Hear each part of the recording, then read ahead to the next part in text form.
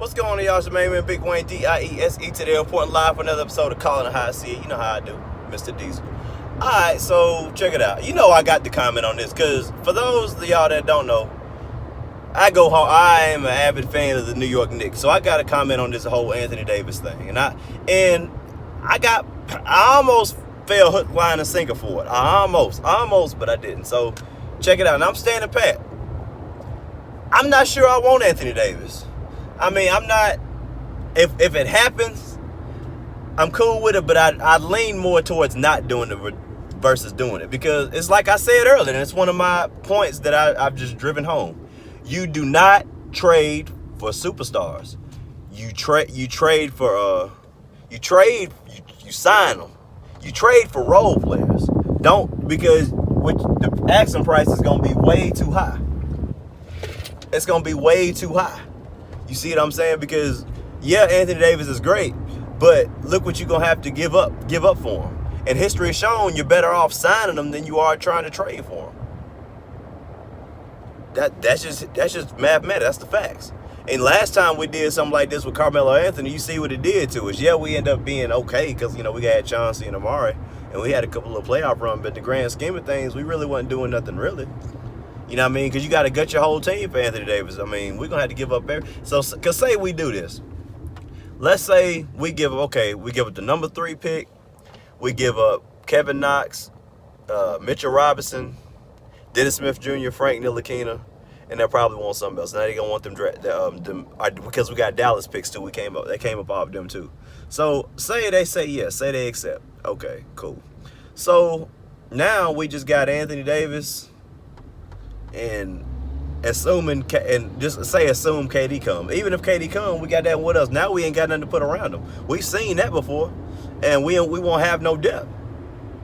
We won't have any depth.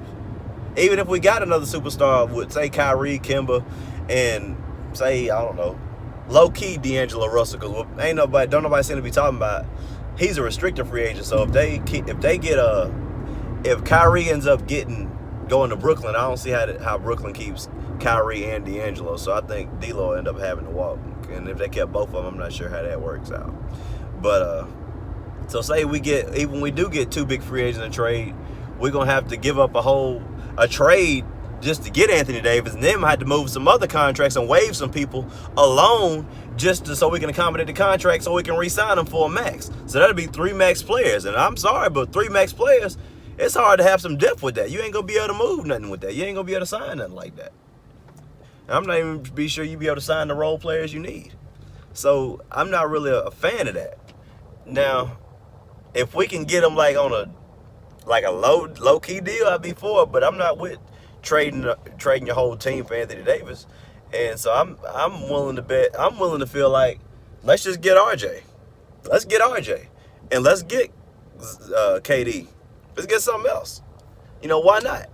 I mean, it's been a lot of good number 3 draft picks. Michael Jordan was number 3 pick. Grant Hill was a number 3 pick. Shoot, Dominique Wilkins was a number 3 pick. It's been a lot of good ones. You know what I'm saying? Well, I think Jason Tatum was a number 3 pick. Luka Doncic. So I mean, it's been a lot of good number 3 picks. And so let's see what RJ can do. Let's see what RJ can do. You know what I mean? Get RJ and put him and KD together. I think that'd be all right. If something else, then we got something. Then we got depth. And even if KD comes to New York, you know what I mean? If he don't come, then we're good. If he does, we're great.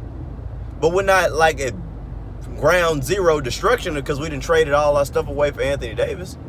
Because I don't think you're supposed to operate like that. So I'm just saying, let's just hold tight. And let's not get too gun happy trying to give up our firstborn and a couple kidneys and some stuff that we don't got. And our building blocks that we didn't work so hard for. Because, hell, we just started getting draft picks again. Let's not be so hasty to give them away.